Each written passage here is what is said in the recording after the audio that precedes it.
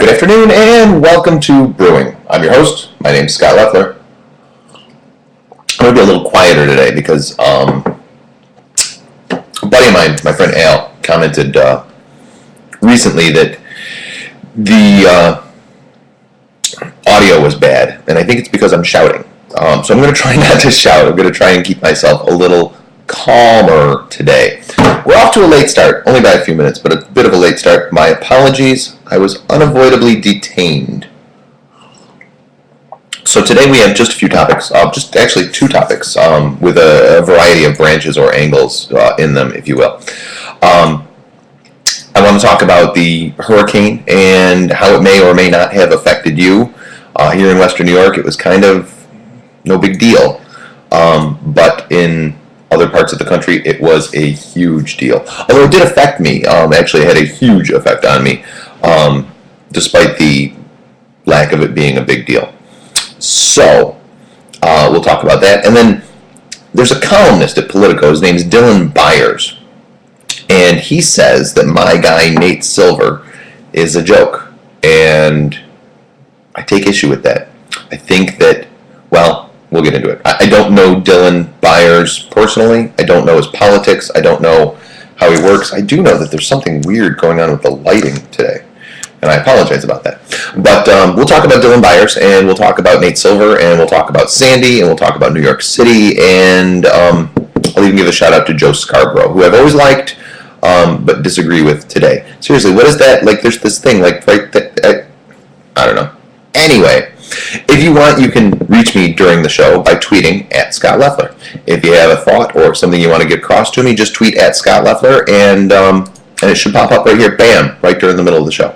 And I can comment, and we can have a little bit of a back and forth rather than me just talking to you or yelling at you, as I appear to have been doing for the past little bit. So, Sandy, Frankenstorm, whatever you want to call it. Everybody was all geared up about this. It was going to be the storm of the century since the last storm of the century, and it was going to devastate the United States as a whole. Now, there was some serious damage in New York City, and we'll talk about that. But here in Western New York, the damage was very, very, very minimal. Although, it did affect me personally, and here's how. I work for the Lockport Union Sun and Journal. For those of you who don't know, I'm the night city editor. I think my title is night/city editor. I wear two hats. Actually, I wear several hats, but I have two titles. I'm fidgety today, and it's because of that sun that's in the background. I don't like it at all, but there's not much that I can do about it. No, that's not true. Let's do this.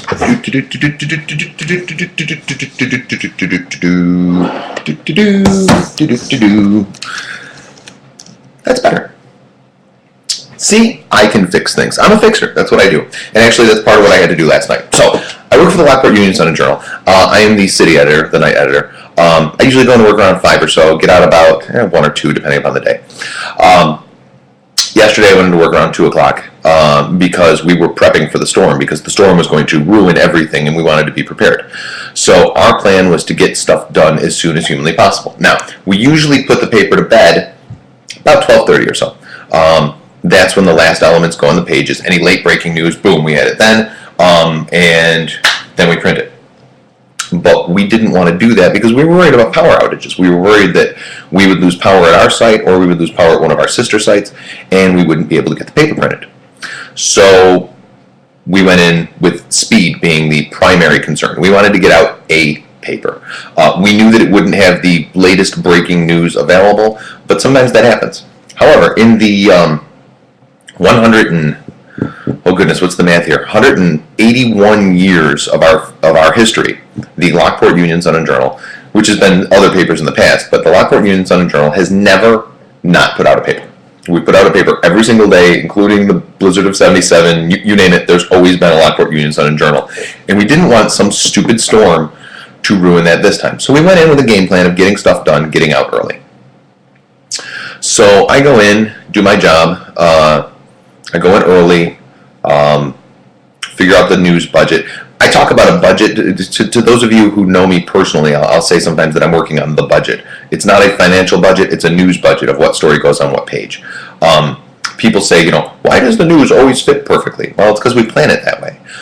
We put in the news that fits in the slot that we have. We take the most important news, and that's what goes. We obviously can't print everything every day. In order to do that, we would need to be the internet. And we're on the internet, of course, but we're not the internet. So we can only print what we can print. We can only print what fits. Sometimes that's unfair because there are stories that we definitely want to get in the paper that just don't make it. And sometimes we print stuff that isn't particularly thrilling, but we have space to fill. Little industry secret there, although I think people mostly already know that. I have these bananas behind me. See the bananas? B-A-N-A-N-A-S. Bananas. B-A-N-A-N-A-S. And they're green. And they've been green for a couple days. I bought them green thinking that they would turn yellow, and they have not yet turned yellow. So I'm a little disappointed about that, but that doesn't matter. So I go in yesterday early to try and... That's not my coffee. This is somebody else's coffee. This was... All right, so this coffee cup... This coffee cup is mine. This coffee cup is Heather's. This used to be my dad's, and I don't have many things for my dad, but I have this, and this is Heather's coffee cup. This is my coffee cup. It has coffee in it. Heather's doesn't. It did. She drank it and left. When I said I was unavoidably detained, might have something to do with that. So, I went in yesterday early to try and get stuff done. The goal was to get everything done and out and to the printer by 10 p.m. We were pretty darn close to that. In fact, everything was done and ready to print by 10:30. Unfortunately, right around that time, the power went out at our sister paper where the printer is, and so at 10:30 last night, closer to 11 actually, we made a company-wide decision to just print one paper today. And here it is. It's the Lockport Union Sun and Journal, Niagara Gazette, Tonawanda News. These are the three papers that print on Tuesdays. There's also a Medina Journal Register, but we don't print every day. So yeah, there's our paper. We made that decision about 11 o'clock last night. So at about 11 o'clock, I have a meeting, teleconference, if you will, with the editor at the Tonawanda News and the city editor, night city editor, guy that does my job at the Niagara Gazette. And we figure out, all right, what stories do we have to get in? And this is where, the news hole comes in important, because there are things that everybody wanted to get in that just didn't fit because we printed one joint paper. We do that sometimes for momentous occasions. We printed a joint paper September 12th, 2001, for example, because we wanted to pool our resources and get everything in. Last night was simply a matter of survival. So about 11 o'clock last night, basically I had to start work over again, having been there already for 9 hours. And so we figured out what was going where, and we came up with a new news budget, and we figured out what stories weren't making it, and what stories were, and what could be held, and what couldn't, and et cetera, in hopes that the power would go back on in Tonawanda, and we could print the paper there. Just print one paper rather than three. It would be less, less onerous, less time consuming, because we wouldn't have to change plates out and all that fun stuff. But the power never came back on, so we had to have it printed somewhere else. So Hurricane Sandy really did affect me greatly, but we still put out a paper, just like we always do. Hurricane damage mostly spared Western New York. For those of you who are from here, but watching elsewhere, there was some damage here and there, some trees down, etc. But nothing to the extent of what they had prepared us for. It was not the end of the world cataclysmic event that we had been told that it would be. In fact, in my neighborhood, if I wander around, everything's wet, but other than that, you can't really tell that anything happened. And for that matter, last night, everything was really wet. It was kind of windy, but not overly windy. There were no massive power outages. There were power outages locally, obviously, including in Tonawanda where we print. But I never lost power. We never lost power with the paper. Most of my friends and neighbors never lost power. So it seems to have mostly spared us. New York City, however, is a completely different story. I'm not sure if you've been watching the news or if you've been reading the news and following what's going on in New York City, but it is, not to say that it's chaos there, but they've got a lot on their plate. They've got a lot to handle. The governor of New York, Andrew Cuomo, said that it's as bad as they had feared. And in fact, he said it's the worst situation he's ever seen in New York. Total of 15 people dead from the storm, not all in New York, obviously, but I mean, there was some serious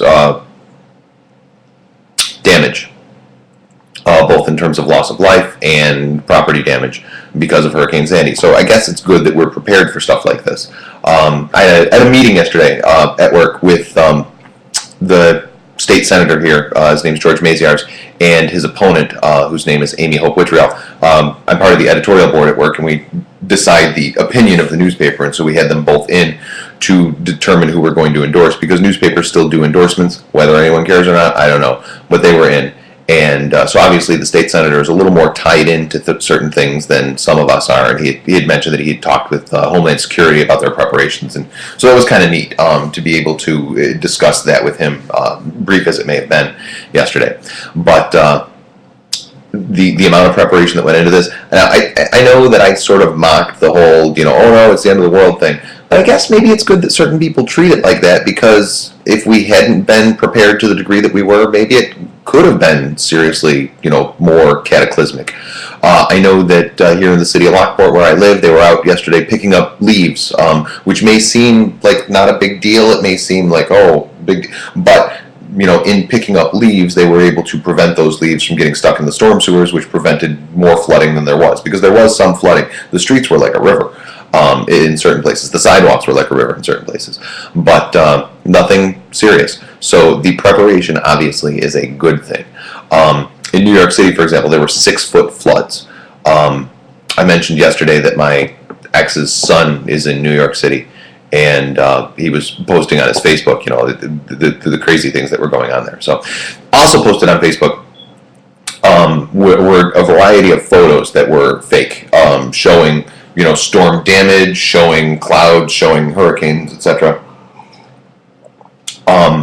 There was one that I thought was awesome, but it was fake. So kind of sad, because it was a beautiful picture, but apparently photoshopped. So what are you going to do? So to those of you who are in ravaged areas and are watching this show today anyway, thank you for spending your brief amount of free time with me. I do appreciate it. And be well, be safe. Go check on your neighbors, make sure everybody's okay. Because there are 15 dead as of right now, but I would have to assume that number climbs as people, get out and figure out some things that are going on. So help your neighbors. They need you. They love you. Love them back, and do what you can. All right, so the other thing that I wanted to talk about today, and now we talk about Nate Silver. You don't talk to me. You can, though. You can tweet me at Scott Leffler. We talk about Nate Silver on a regular basis, and I like Nate Silver a lot. Nate Silver is a poll prophet. I don't even know what you would call him. He's an analyst. I guess that's really the best thing you could refer to him as. He's an analyst. What he does is he takes all these poll numbers and he aggregates them, and he figures out what's real and what isn't, and he tries to determine what's really going to happen. Now, he's been around for quite a while. I want to say I used Nate Silver polls in 2004, although I may be wrong. I know I definitely used them leading up to the 2008 presidential election, and then I've used them up to in this one again. He was incredibly accurate in 2008. He was equally accurate in 2010, and the reason for his accuracy is because of his methodology. The way that he takes the numbers, the way that he deciphers them, the way that he figures out, he weights polls based on the accuracy of previous polls that were similar. For example, there are certain polls that only call landlines. They only call people with home phones. Now, this is vastly, it's horribly inaccurate because of the amount of people that don't have home phones anymore. That would be like doing a poll only by fax. It would be stupid, because you would be polling such a small portion of people. I know a lot of people still have home phones, but I don't, and I haven't for going on 6 years. I haven't had a home phone in 6 years. A lot of my friends don't have home phones. People my age, a lot of them just don't have home phones. I have no reason to have a home phone. I have a cell phone, and when I'm home, it's home with me. And when I'm not home, it's wherever I am. So the thought of having a phone in a place that I'm not at most of the time just seemed kind of silly to me, when I could have a phone that's wherever I am. So no home phone, no need for it. Just my cell phone, and a lot of people are like that. So they find that most people with home phones are people who are in older demographics, and older demographics vote in certain ways. Younger demographics vote in other ways. So only polling people with home phones means that you're ignoring large swaths of the American populace, because you're ignoring people who are younger. And people who are younger are going to have differences of opinions between, with people that are older. They find oftentimes that people who are younger, people with cell phones, vote more Democratic than people who are older, people with home phones. And so when there are polls done that only take into account home phones, landlines as they call them, it skews the polls to the right. So Silver has a tendency to not treat those polls as significantly as he would other polls that also call cell phones. So there you go. That's kind of interesting. There's a political columnist. His name's Dylan Byers. He writes for Politico, which is a phenomenal outlet. If you're into politics, you're familiar with Politico. I love Politico. If I wouldn't mind having a job there someday. It is a really, really interesting organization. If you treat politics like some people treat football, or like some people treat baseball or hockey or whatever it is that people are fans of, then Politico is your go-to source. Politico is it's the ESPN of politics, really. I think that's probably a really good way to say that. So Dylan Byers is a reporter and columnist for them, and he says that Nate Silver, he referred to him as a one-term phenomenon or a one-term joke or something like that. Basically, he says that Nate Silver, he was lucky once being 2008, and there's no reason to believe that his current polling is remotely accurate. He writes this column and he quotes Joe Scarborough. And again, I like Joe Scarborough. Morning Joe used to be on MSNBC. Is that where he still is? I'm not sure. I haven't seen him in a while. I interviewed him a few years ago, and it was enjoyable. But I've always liked Joe Scarborough because he seems reasonable. He's a Republican, former Republican congressman from Florida, but he's not a rabid, crazy Republican who thinks that the GOP does no wrong, and he's not a cheerleader for the GOP. He's a cheerleader for what he thinks is right, which frankly is all that I can ask for. He still tends to lean a little bit to the right, but don't we all have our leanings? So there's that. So Joe Scarborough questioned him. Now, as of today, according to Nate Silver's blog, which is part of New York Times, if the election were held right now, the president would have 294 electoral votes, and Mitt Romney would have 243. So if the election were held right now, it looks like Obama would win fairly handily, considering how close the national mood seems to be. But the president leads in important key swing states, and you can't ignore that fact when doing polling, when doing data analysis. Just because the country is split 50-50, and it's not, it's skewed a little further to the Democrat side than that, but just because the country is split 50-50 does not mean that the vote is going to come out that way, because the swing states are important. The Electoral College still exists, as it should, and it's still important, in my opinion. You may recall, in the year 2000, Al Gore won the popular vote, but George W. Bush won the election. I've never had a problem with that. I had problems with Florida. I don't know that I really believe that George W. Bush won Florida, but I never said Al Gore won the popular vote and therefore he should have won. Because when you base things on the popular vote, it's dangerous. It's dangerous to have half the country be able to tell the other half of the country what they can and can't do. And that is the real problem with democracy, which is why we don't have a democracy. It's why we have a republic. It's why we elect people to make key and important decisions for us on our behalf. What's best for us as a country as a whole, and not necessarily what's best for 50.1%. But Scarborough says, he questions Nate Silver's numbers because, as of today, and this is a bit of a drop from yesterday actually, but as of today, the president, Barack Obama, according to Nate Silver, has a 72.9% chance of winning next Tuesday. A week from today is the election, and according to Nate Silver, right now, it looks like the president has a 72.9% chance of winning. That gives Mitt Romney a 27.1% chance of winning. Now that's down a little bit. Yesterday was 74-26. So those numbers do move, of course. But Scarborough made a comment that I don't know how he can say that the president has a 72.9% chance of winning. The way I see it, he has a 50.1% chance of winning, or Mitt Romney has a 50.1% chance of winning. Except that ignores statistics and facts, and that seems to be something that Republicans are good at doing.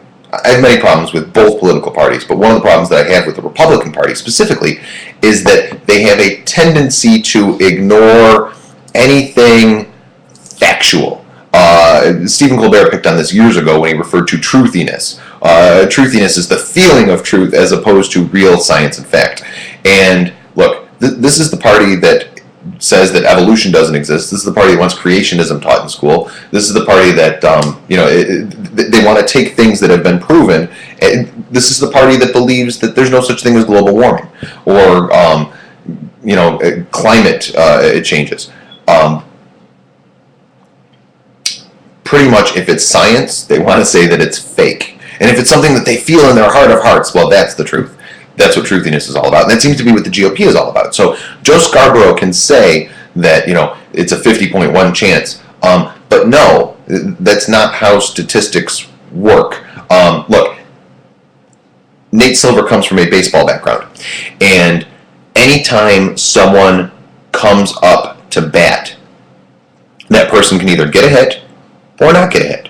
So that's a 50-50 shot, right? Except when you look at the statistics of things, you'll see that on average they get a hit, 25 times out of 100. So really, although they have a 50-50 shot of getting a hit, the odds that they get a hit are 25%. And this is what Byers and Scarborough seem to be ignoring with this. Yes, it is possible that either one of these candidates win. However, if you really want to do that, it's also possible that any of the minor party candidates win. Is it likely? No, of course not.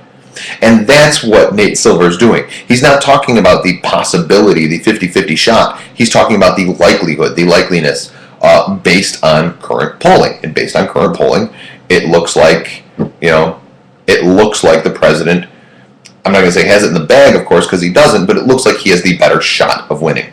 But they don't want to hear that, and it's because their guy isn't in the lead. 2 years ago, when Nate Silver was doing statistics, he talked about the fact that the GOP was going to make big gains in 2010, and they did. Nobody complained then. This time around, though, because the data supports the fact that the president is the likely winner at this point in time, based on the numbers that are out, they don't like that. They call him a hack. In fact, I don't know what his partisan view is, but he's being referred to as some Democrat hack. And again, this is one of those things that political people do, and I personally find that Republicans do it more than Democrats do. When they find something that they don't agree with, they just say that the data is flawed. They don't agree with evolution, so obviously the data is flawed because the Earth is 6,000 years old. Never mind the fact that we have all sorts of science that says otherwise. The Bible says it's 6,000 years old, and so therefore that's what they're going to believe. So keep your eyes on Nate Silver's blog and keep your eyes on those numbers. I'm betting, in fact, if I were a betting man, I'm not. I don't even play the lottery. I do go to the casino once in a while, but that's not so much about betting as it is about drinking. If I were a betting man, I would put money on Nate Silver's numbers. I would say that, he's going to be accurate. I think he has like a 95% accuracy rate. And so why would I bet against that? I guess the reason they want to bet against it is because they don't want to believe it. It's their way of keeping hope alive or something like that. I don't know. So hopefully the audio was better today, and I feel as though I was a bit subdued, though, which is, not something I want to do. Again, my friend Al suggested that I get a microphone, and maybe I'll do that sometime. But I'm doing this on the cheap, and I will continue to do it on the cheap until I figure out a way to make money doing it. So, yeah. So hopefully the audio is better, even if it meant that the show was a bit subdued. Tweet me your thoughts at Scott Leffler. Let me know what you think. There is a Brewing with Scott Leffler Facebook page. You can join that. I, run updates. I talk about what the topic is going to be on there, usually shortly before the show, because I often don't know until shortly before the show. And today I was doing show prep just 10 minutes before the show because here I was, oh, no, I won't even go there. But I was doing something else, and then I got distracted, and then the girlfriend came over, and so I got further distracted, and blah, blah, blah. Life happens, just like hurricanes. Life happens. To those of you on the East Coast, to those of you in New York City, my thoughts, my prayers, they're all with you. To those of you who are just watching because you love me, thank you. I appreciate it. I'll be back tomorrow. Don't know what we're talking about. Tomorrow's Halloween. I love Halloween. Here's another pumpkin. Pumpkin! This is Big One's pumpkin. Did I show you my pumpkin? My pumpkin. It's a bat pumpkin. Ta-da! Alright, so I'll be back tomorrow, and until then, enjoy life and follow me on Twitter at Scott Leffler. Thanks. See you then.